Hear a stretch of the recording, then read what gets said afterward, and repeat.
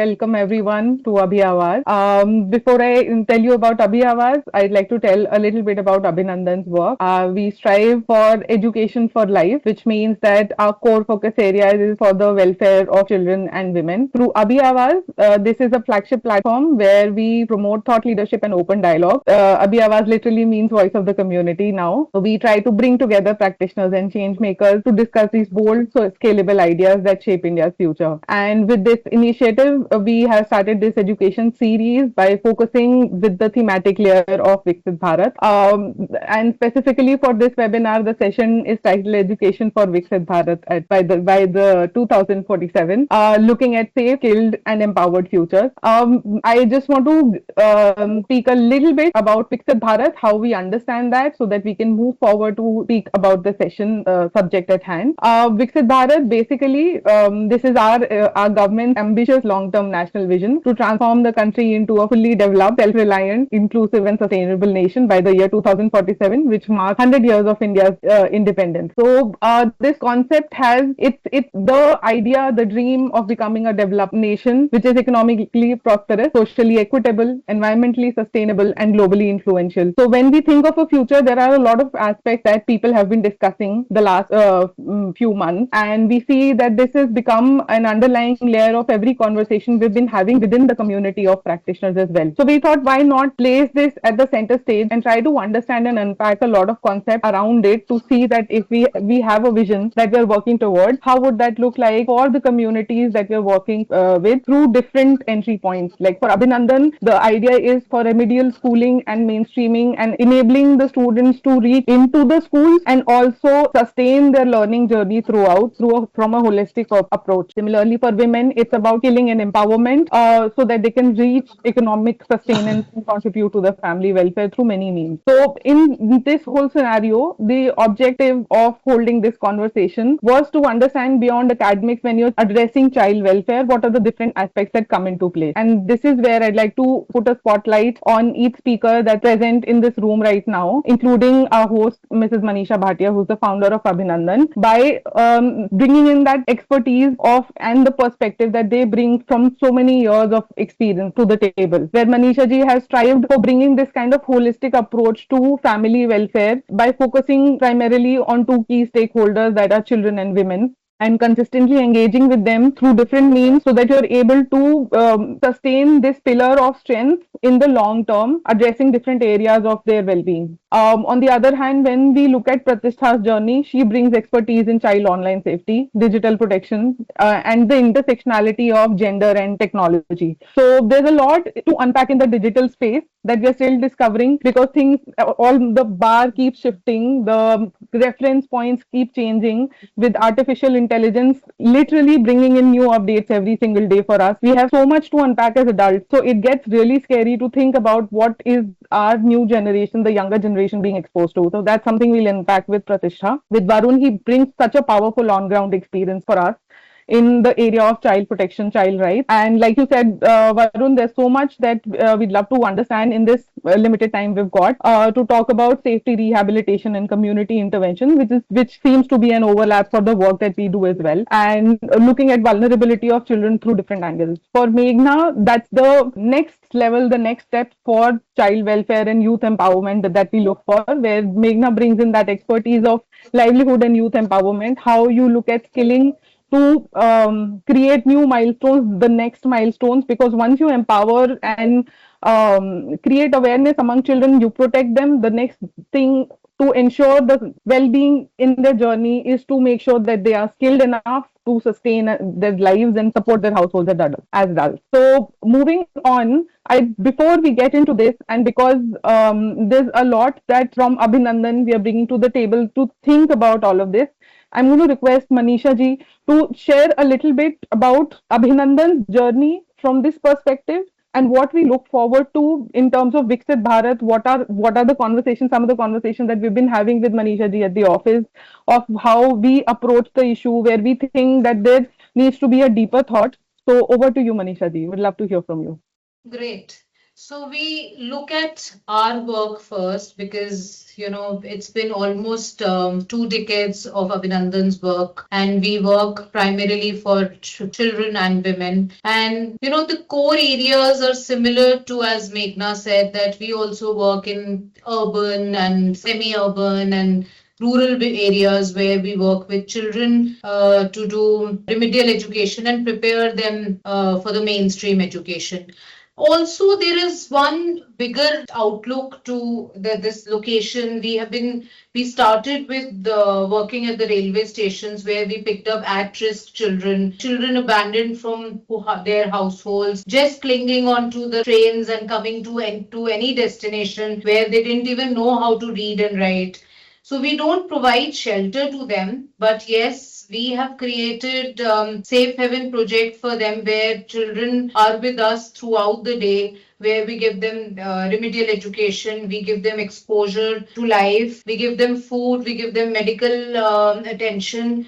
Then there is a whole lot of it. Every tree has huge branches. So as much as we start discovering, we also learn a lot from their necessities and whatever they need. Every child is a different child, and needs are also very different. So which we discover and rediscover and learn and adapt and also add to our centers. And this has been a very beautiful journey. But now the things, as Ishani just mentioned, that things are just changing. So the gap between uneducated and educated has become huge. And to my experience, it's almost now huge time since we have been an independent country. So this independent country needs more support, more exposure, and where are we bridging the gap where we can say yes, that we are working towards a Viksit Bharat and we call our country like a completely literate country. And I feel the government is doing enough work. There are institutions, like a lot of institutions working, and we itself, we have been working for past 20 years. So there is a huge gap to be bridged. There are individuals, those who are taking charge, post retirement with their work. I see so many people contributing back to the society, but there is absolutely a huge gap to be bridged. So let's take this further, this thought, and we can bridge our, according to our work, we can talk about it. Thank you, Manisha ji. I think because seems like a very natural starting point, we'll start with Varun because that's where the journey begins for a child's rights, space, and child welfare. I think we'd like to hear from you, Varun, in terms of in this context when you look at child protection, you're looking at educational programs, you're looking so many challenges because when children, it's not just about providing remedial education. When you start building on their learning growth, and then the ultimate venue being that the child should get into school, no matter which background they come from, they have to get into the school, get at the same platform as every other child. Actually, another plethora of challenges come into place for these kind of children, which is why the dropout rate becomes the next biggest challenge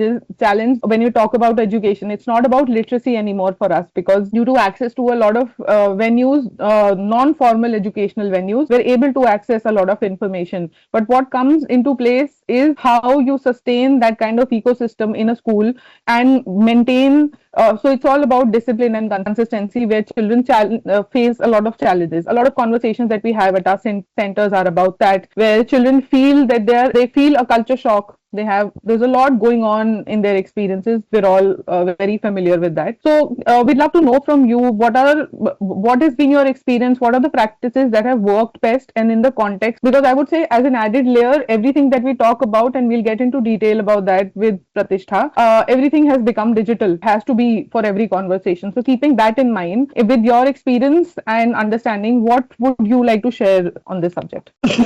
I think I believe it's a very important topic that you have started. I think right now there is a need that one has to start discussing about that what exactly is really going on in the minds of those children who are migrating, say, from X place to Y place. So there is a source and then there is a destination. Within source also there is a migration that is happening. Daily there is some migration that is happening. Either it is within the town, either it is within the district, either it is just like stepping out, getting up in the morning, going to a brick lane, work there since from day rise to end of the evening, come back to the place again, try to figure it out what is happening. So migration in itself has really affected. The causes could be XYZ. When I see there as a solution part right now over here is that the listening, there is a journey between a child who gets up in the morning and comes to the school. I'll just tell you a story from my experience. A girl, a girl from a village of Rajasthan. What name I don't. This can be a story of any girl who is staying in an urban city or probably in a rural city. Very determined, very perseverant. She was very consistent with her education and every single. But her day at school usually started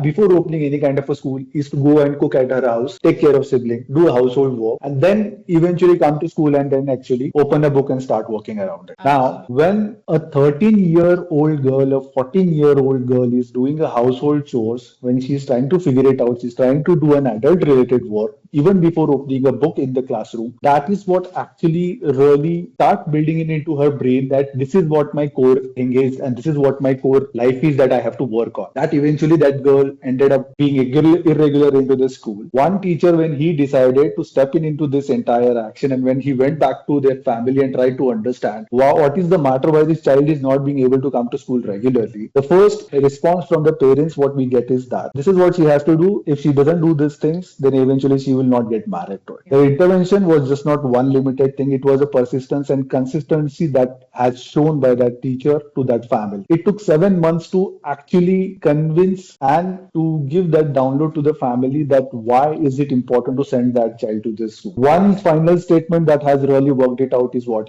kitchen can wait, but exams cannot wait at all. Kitchen can wait and then exams cannot wait at all because you can come back to the kitchen, but once you have passed out that year, that 1 year is lost in that child's family, in that child's life. So this is really matters a lot. When I see this as a solution, I see a teacher, a very teacher who is having a child safety lens, who knows what exactly early warning signs are, who understand what is the need of the family, and who understand what is the ecosystem that is there around the child. If that one individual understands these 3-4 aspects, then there is 100% sure the child will not, skip between the small loops that are there in the entire stock. So understanding of what does safety means, why is it important, and then a very core belief that if safety is the foundation of every single thing, then eventually it will promote that child to unlock himself, herself, to achieve and to even fight for the things what they have done. And it has been my experience as well is that the child will never go into any kind of a work with his or own choice. It's the vulnerability that really pushes that child to get into a labor work or probably in trafficking or probably indulge into some other extra XYZ activity. So what I want to make your point is that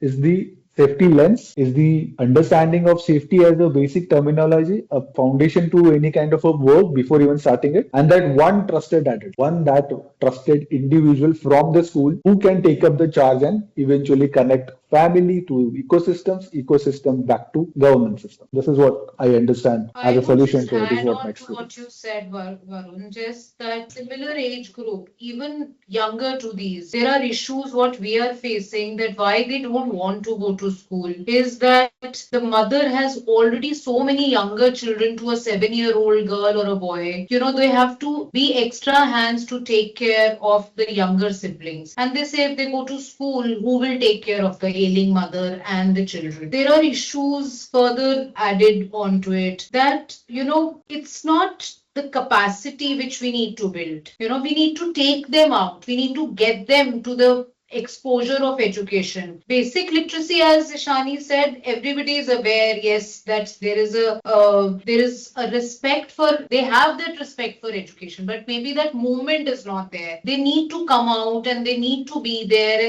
and the trust which is already there that yes, that education will cause make a change, which needs to be completed, which needs to, highlighted as a vision in their lives. I think which every child is facing. Every child who's moving from one part of the other part due to migration, or there are other issues which they're facing. This is becoming the core area where we need to work now. Right. What I'm saying is that it's very important and a crucial aspect, I would say. Migration actually lead a child to be invisible in the eyes of everybody. Imagine a child who has been migrating from the smallest town of Pakur or probably smallest town of Daltonganj or any part of Jharkhand and coming, or any part of Bihar coming to Delhi, working in Alipur, working in Shalimar Bagh. What where is that child in records? When I used to rescue children, my biggest struggle was this, that there was no any collaboration between CWC to CWC or between one education institution to the other education institution where child can be tracked. So even though if the child is been rehabilitated or sent back, then there is somebody who can take care of that child in terms of probably bridging back to the school or probably taking care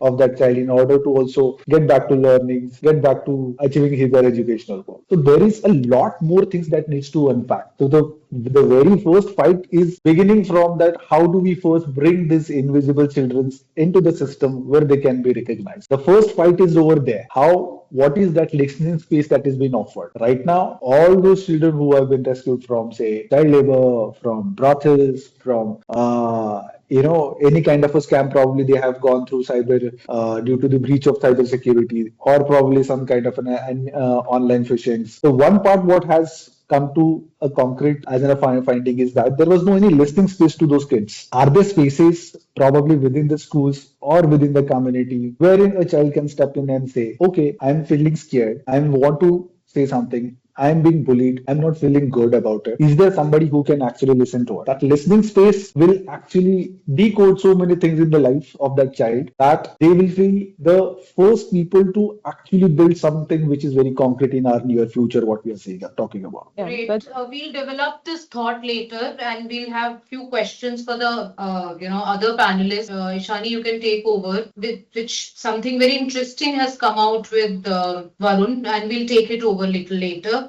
I want to come to both of you, Ishani. We can ask this question to both of them. That Meghna, there is a huge lot of space which there's a gap to be bridged for education for children around. There is still unguided youth in the urban society, in the semi-urban society. There is unguided youth in villages. What kind of work, because work is already happening, as I mentioned, what kind of work needs to be accelerated to a level where you can, maybe identify the gaps in name or put it on a scale as a degree to make us and our viewers explain that how do we, make it better or achieve the gap which we need to fulfill ASAP now. And similarly, I want to take it in a different direction for Pratishtha, that already we have this lame gap of uneducated population, which is more becoming emptier by the issues of dependency of using phone, Bollywoodism, having no restrictions towards what quality of life they want to have. So I think that gap needs a solid ground of education, which a huge lot of population I think needs to be covered. Thank you, Manisha ji. Thank you, Varun. I think just to capture a few key points that you've raised, it's clear that while there are intensive forces working at the ground level to ensure child protection and in ensuring that rescuing children from situations which are completely a violation of their rights. But at the same time, creating a safe, nurturing space seems to be a very important linkage between education and child protection. Because while on one hand, people are consistently working on education, the other hand, we are working to make sure that the child rights are upheld. But there still seems to be some gap in terms of these two very important areas speaking to each other for the common stakeholder that they're both working towards. So clearly creating a safe, nurturing environment so that the child understands when they can voice, how they can voice, what is happening to them, that they are able to speak about, because a lot of times you cannot rely on the adults around you to speak for you. As per a very recent incident that occurred in my own life to somebody who's very closely associated with me, that the child is walking on the street and clearly some adult is bother the child in a way. But if the child is too scared, and which is very normal, it's not at all about judging the child for not speaking up about it, because these are the things, and for people, practitioners working in this field, it feels like a sad thing that you have to talk about these very negative things with children at a young age. But if you look at it down the line, empowerment will begin when you are making them aware of what you can clearly raise your voice against when you feel that something's wrong happening around you or to you. So clearly, when you talk about these two key areas working for a common common goal, common stakeholder, it's important to create that safe nurturing space. So that's one important point.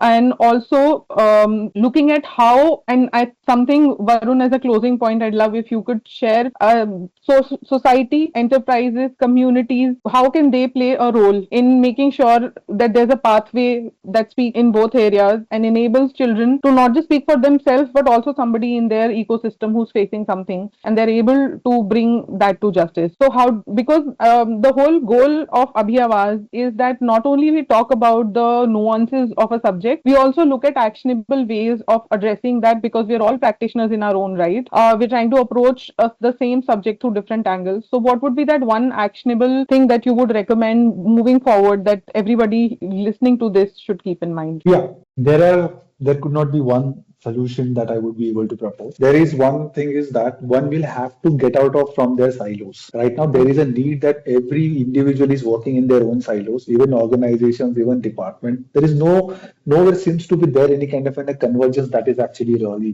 there what we are able to see. Even though when I'm really closely working with the government and actually also fighting with the government, this is what one piece we have really come across. There is no any talking around. The person is sitting one floor down there, but still there is no any talking around that what is going to happen, how many children are vulnerable, what we need to do around. This is one piece of convergence. If we are able to pull it out at a district level, beginning at the district level, then later on probably we can think of at the state level is something I think. Even though convergence just not limited within the education department or probably convergence within the district administration, convergence is also needed with the CSOs which are working around. There is also a very clear-cut fight which is there, which I think has to come out from there. And one last thing I would say about what is that one single thing should one take around if we want to really plan it around our children is that is just one single promise to every child that we know that okay, whatever the space, whatever you are doing in your life or whatever that is concern that is bothering you, probably we are here to listen to you. We are here to listen to you and we are here to act onto it. That one single promise will actually make a lot of difference in the society and as well as in the life of the child. Thank you, Varun. Can That we was have very Meghna impactful. now? Meghna, can you lighten up with what you think about bridging the gap about it and how your work has been enhancing all the issues and has been taking care of it, your social responsibility, and what exactly you look at the things, how we can scale them and how we can take them in a better direction?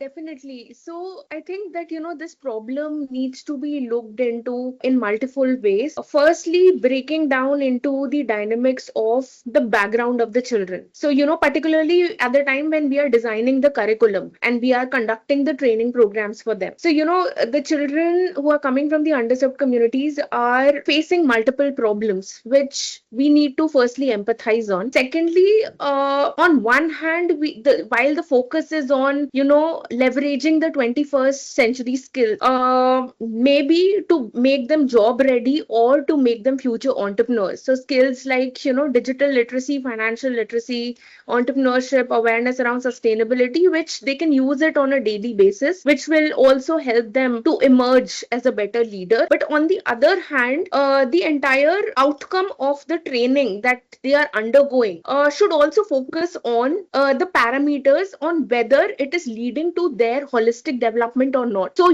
questions around around the fact that, is it just the classroom training that they're coming, listening and going back, or are we really creating problem solvers? Are we really enabling them through hands-on activities to imbibe team learning skills, which will be useful for them when they are either navigating as an entrepreneur or when they are working at their workplaces? Also, looking into aspect with respect to critical thinking, creative thinking, because these are the things that they are required to, imbibe in themselves when they are getting promoted within their job roles in organizations. So as for my experience, when we were working with the children of slum communities and, we were training them, all all our training programs were hands-on. Apprenticeship with paid internship, which added as a catalyst for them and which encouraged them to, be a part of the dynamic environment, dynamic corporate culture,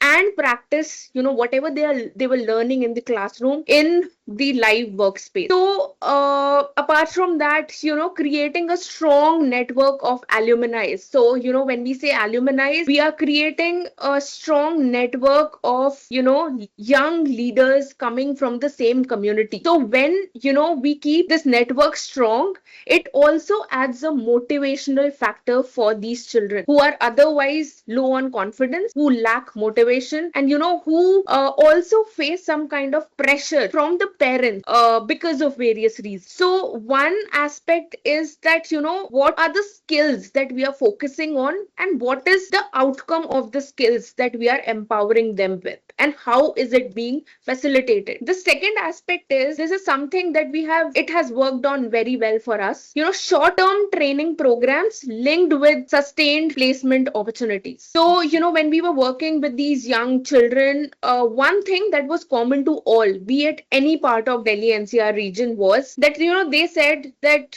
we really want to become self-independent, but somewhere or the other we are not getting any kind of direction. We are dropped out. We have dropped out from class 10th, 11th and 12th because our families couldn't support our education. Some said that they wanted to help out their family in their daily chores, or there was some medical issue because of which they were not able to afford. So firstly, gaining their trust, because if you enter the community nowadays, the first thing that you get to hear in the community is, हाँ आपकी तरह और भी बहुत सारे NGOs आए थे, वो हमसे पैसे लेके चले गए. So is this the kind of superficial trust that are we building, or a sustained trust wherein we are creating so many change makers from the same community that we don't go alone. We carry the role model, the person who has become the star of the company and is now not just earning but has also purchased a house because he got promoted. So, we have so many life stories of, the children whom we trained and who got placed as retail associates in the various retail chains of Delhi NCR, who not just worked hard, but also got internally promoted. और वो जब हमें बताते थे कि ma'am हमारे पास हम लोग रेंट के घर पे रहते थे, अब हमने अपना खुद का घर बना लिया. So those were the things that, kept us motivated, that made us happy. They used to share the stories of, their first medal that they got, star award that they got within the corporate culture. So small thing within the organization also keeps them going. But then a sustained way to ensure that they don't leave out on their jobs. They continue to work within the workplace, and we providing also the counseling support to them so that initially when they are entering into the workplaces, they don't face any kind of cultural shocks. And because of that, they drop out. So different parameters, different dynamics, but boiling down to, are we really creating a ready workforce, or are we really imbibing the skills or the skill set which is making them independent and lead and enabling them to lead a dignified livelihood opportunity. Thank you. Excellent. Pratishtha, so this is for you. Something very interesting came out when Meghna was speaking, that critical thinking is very important. So in today's digital era, where we are really trying hard to, bridge up the gap where basic education is also becoming like a question. And again, coming back to where I started my initial conversation was that, when we don't have like a pukta zameen of education, how will we bridge the gap of something which is more stronger and concrete and very heavy for these children, which I call like unguided youth, and those who are just into proving a point that they're taught and they're brought up with a medal from home that, for boys, that, oh, we are men, we are boys, we are men of tomorrow. So what are we going to do where we can have a more solid ground where these children, this kind of a society is ready for basic education first, and then with the change which is coming very rapidly, and beyond 2026, I don't think life is going to be normal, or life is just going to stop at Google. life is just going to be AI. So the gap is becoming absolutely huge. So now, please, you should throw some light on it because you have been patiently waiting for a very long time, and we need your strong opinion on that. Thank you. Thank you, Manisha, for that question. I think so. My journey with children has been pretty long. When I was doing my master's program and I did my dissertation on street children, I never thought that I will bring this concept of understanding their technology life in 2026, right? When in a webinar, I'll be asked, the different type of children that we see around us, and the literacy level, of course, is very vivid for them because of course of the economic strata that they come from, the migration that the children carry. We have all sorts of children around us. Asking for ways that which we can actually bridge this gap is one way. I feel is that we need to understand the language that they understand many of the conversations that we do. Right? Not every child is comfortable in Hindi. Not every child is comfortable in English. Not every child is comfortable in any other vernacular language that we talk about. For these children who are on the streets, like taking them as an example, for other children who are going to A schools, A graded schools, children going to government schools, right? We all understand they understand different languages, right? We need to find out ways in which we can actually bridge it. Just standardizing with a curriculum will not really function. We need to find different ways and methods that can be integrated. Some might learn from learning by doing opportunities. We need to involve in that. Of course, making them champions, right? We need to involve them all these processes. When we talk about child safety issues, especially when I'm in groups and when I'm in meetings where we talk about child safety issues, we don't have children in the room. Sadly, they're experiencing many other things that we are just sitting over there as experts and talking about it. We need to hear them, like what they're experiencing, right? Excellent. We don't have them. We never have them in the room, right? But now what I see as a shift is that we did 3 round of workshop series with Google, and we got 50 children in the room. That was a big sense of achievement for us that children are speaking. We had a children's panel. We heard from them what they're experiencing in their digital lives, right? So if we're not involving a group that we're talking about, we're losing on a lot of things, right? So we need to find practical ways in which we involve them, what they want to learn, how they want to learn. We all are practitioners. We have done our work. We have studied that way that we can think and design elements in which they will learn, they will cope up with, right? Of course, AI is now in the picture. We can't even imagine the kind of scams that will happen next year. Next year is way too beyond. Next month, already AI generated CSAM is happening. Children are unprotected. What are we talking about? Their protection in the digital harms. So if I see children either on the streets as migrant children, either children from coming from a very strong economic strata, they all are vulnerable. Or I would say I don't want to put them in the vulnerability category, but also that they need more guidance. They're sensitive, right? Every time claiming as vulnerable group that will not help us find the solution. They are sensitive. Of course, we need to bridge this gap, but we also as practitioners need to understand how do we find ways to talk to caregivers, talk to educators, talk to parents, talk to maybe grandparents of the families. What we look into the studies is that many children are only dependent on the devices that the grandparents are handing over today, right? They are the ones, children are staying back with the grandparents, with the working parents that we see around. There are children whose parents coming from a low economic strata are working parents, but are being taken care by the siblings, elder siblings, right? When an elder sibling in the household is only watching content on devices, of course the younger one has to follow it, right? They are more advanced. They might not be just watching content, they might be just engaging on AI chatbots now, finding solutions, finding mental therapy, right? They're making them as companions. The conversation has gone to that level. We don't have friends around us because we have AI chatbots, thanks to all the technology that we see around us. But what are the measures, what are the standard operating procedures that we are finding to curb the issues that these children are kind of encountering now? Thanks to the government of India who's brought in the literacy now, made it a mandate that children will need to follow a curriculum. But another factor is that is a standardized curriculum that they will study the year round. By then, technology will be 10x, 100x. Are we going to cater those issues? We need social hubs. We need safety centers in schools, which are backed by people like you and us, who have that kind of experience, right? We need to have children from the school who can understand the school nuances, the dynamics of the school, because they will understand better than we just sitting over there and giving our, expert advices, quote unquote, right? We don't know because now also EWS is involved in schools. They will know the systems better than we just giving our opinions over there. The whole question and whole debate of age assurance in India. I just spoke at, the Global Age Assurance Standards Summit. There are no standards for children in India at the moment. There are no regulatory bodies. All that is missing. But what is that we are bringing to the table? What is that we are advising it for nurturing better? Literacy, of course, will remain the core for everyone. We So that's the cannot base we negate need. we need that base, but we need to find engaging ways to that literacy. Not the textual literacy will help everyone. Maybe comic strips, maybe fun elements, maybe fun videos. That is only meaningful in a way that has a messaging to it.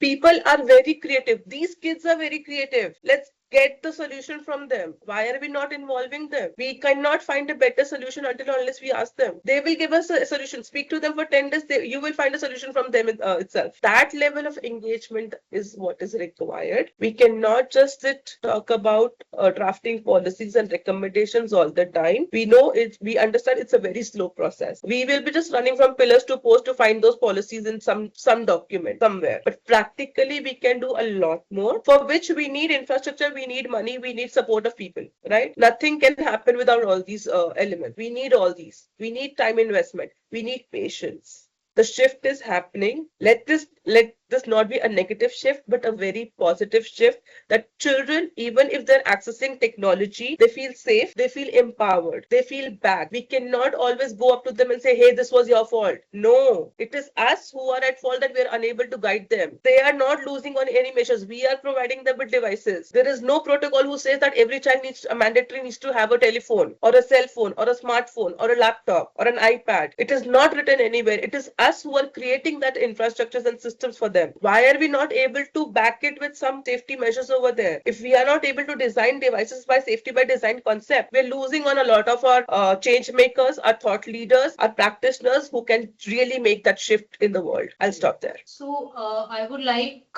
to ask the same question in a different language, Pratishta, very quickly, that any input from the government side is also needed. As you said, that we need to work as a community, we need to work, we need money, we need effort. Any work, anything you've heard from the government side which has created maybe just like a barrier that with this age group of children can use this amount of AI, because that is something which is the need of the hour. Because if everybody starts using AI as a complete model, then I think childhood is already at a huge loss, and human capacity is already going down. And overall, you mentioned that we don't need each other anymore. We are chatting with a system. So then there is the human touch is losing. So on a quick note, yes, do we have something, or how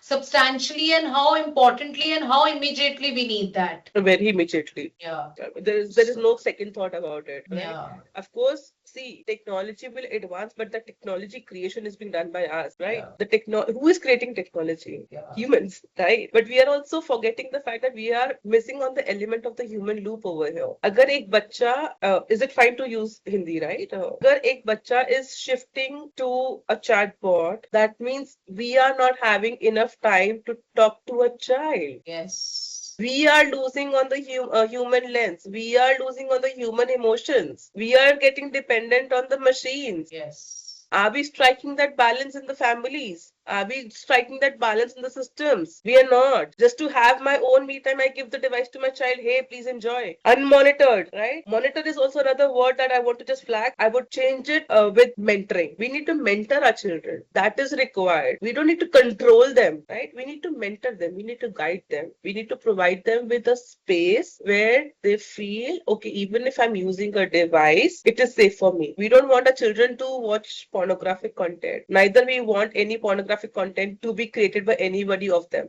we need to limit the screen time. I was in a session few days back, and for the first time in my life, I was told that there is a screen autism. Screen is slowing down your brain. So if we I don't have written a understand, blog. I've written a yeah, blog on that. That's called popcorn brain, right? yeah, With the content, it keeps popping up. yeah. That's a concept called popcorn brain, right? So, like the real culture. I'm not against any of it, but because I come as an activist as well when I work in this space. But like I said earlier, we need to strike that balance. Screen time management can be done if humans are intervening in a human's life. We go to Absolutely. cafes where it says keep your phones down. Let's go back to Absolutely. your 90s. Let's go back to your 80s. Spend time with the Absolutely. friends. Have coffee. Have good time with the friends. Enjoy with your family. Yeah. But now, because we have access to internet, we have access to technology, we are overspending time on our devices. And what we say, our devices are hearing us. Yes, our devices are hearing us. We do not switch to our settings to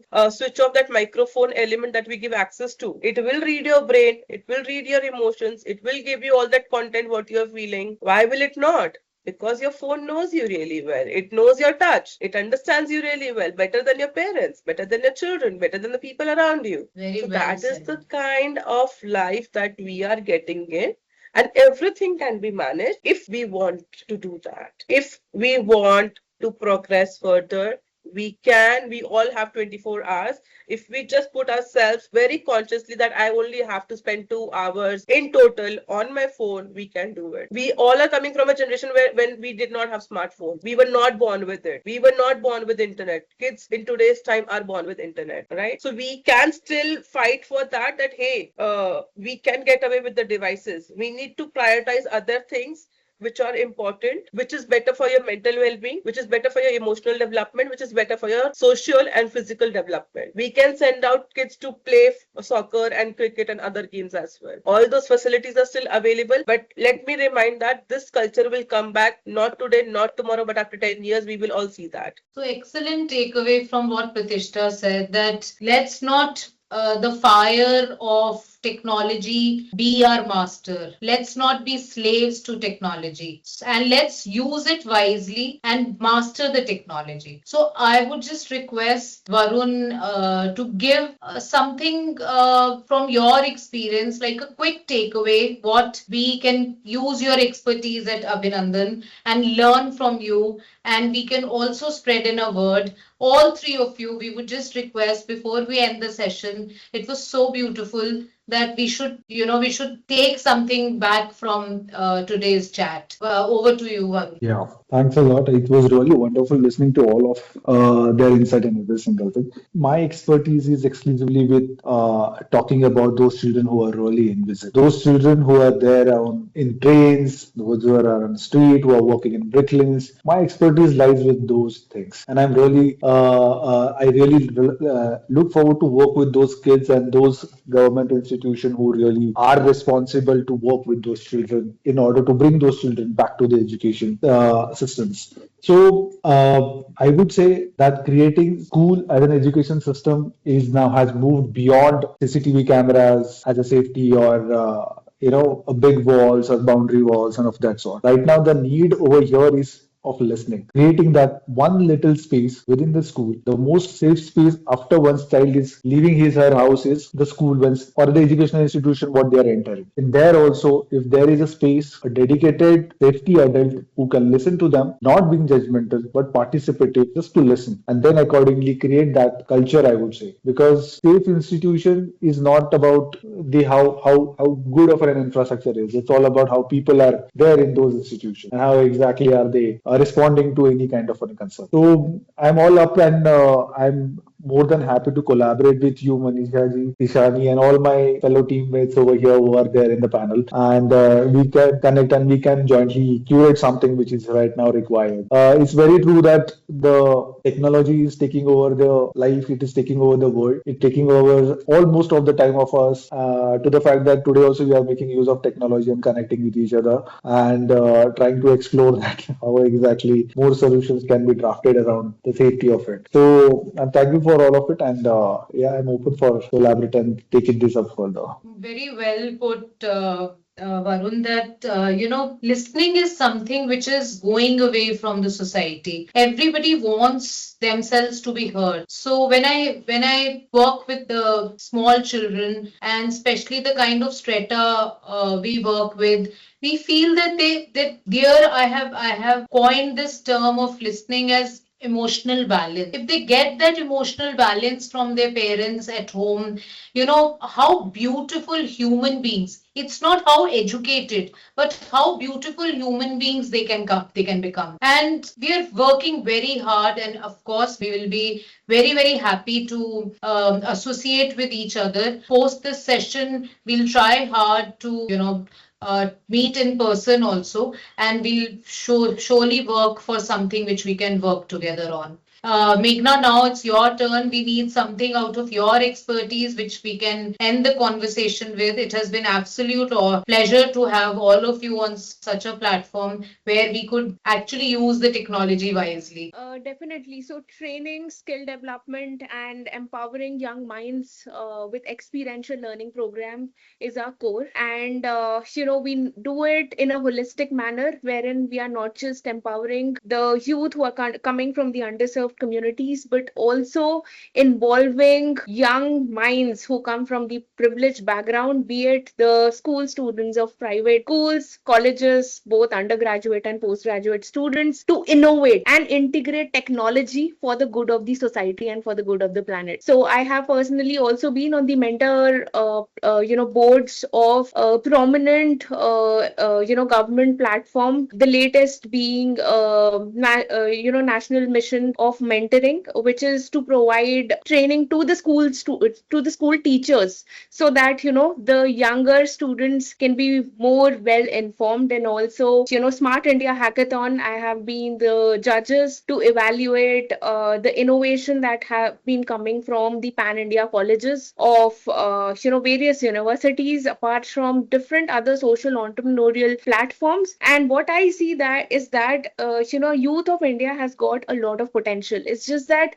we need to channelize it right. While working with the youth of public schools as well, I saw there was such good innovative ideas that came through, wherein students not just brainstormed on pressing problems with respect to the societies and for the planet, but also they came up with their own functional prototype. So, when thinking definitely is evolving in the present time. It's just that the right kind of guidance, the right kind of mentoring, the right kind of skill set we need to impart them with, so that they emerge out as leaders for Viksit Bharat. Thank you. Excellent. Amazing. What synthesis has come out is beautiful. Thank you, all of you, for being a part of this innovative kind of a webinar, which we have learned a lot from all of your experience, your personal experience, your professional experience, your growth. And we look forward for a very, very interesting collaboration in the coming future. Before that, we can have you over for engagement and for a personal in-person meeting whenever. If I mean, Ishani, I'm not aware whether they're Delhi based. And now I think, Ishani, you can wrap it up. Thank you so very much. Thank you, Manisha ji. I think the clear synthesis of the conversation seems to be how we need to redefine child quote unquote safety. And that begins by first learning it ourselves parallelly while we work, and also altering our behavior so that when we talk about affirmative action, we make sure that we are able to apply it in the manner it's intended, and then also see the similar impact happening for children. Very clearly noted, Pratishtha. I think you could not have outlined this better, that if we need the kid stakeholder we are so intensively talking about needs to have a seat at the table now, because the definition and the placement of education has changed. It's not limited to schools anymore. It's happening in very different aspects of our lives now and constantly, which means that when we speak about these issues, we need to be hearing it straight from the people who are feeling it, just the way we do this with any other stakeholder of a community. Similarly, children need to have a seat at the table so that they can talk about it in the different shades of the rainbow, I would say, because it also brings in a lot of intersectionality of gender, adolescence, and cybersecurity maturity, expression of their thoughts.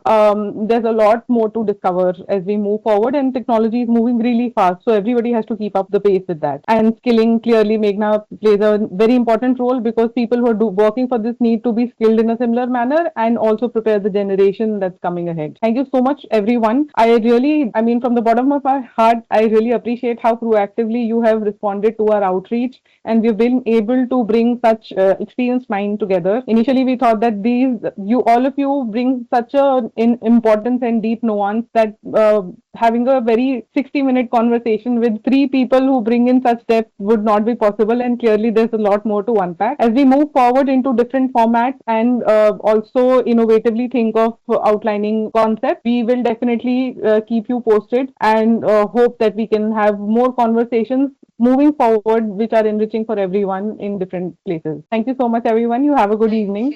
Thank you, Manisha ji, for the Thank you. platform for Thank all you. of us. Thank you all of you. Thank you so much. Thank you all. Thank you. Bye.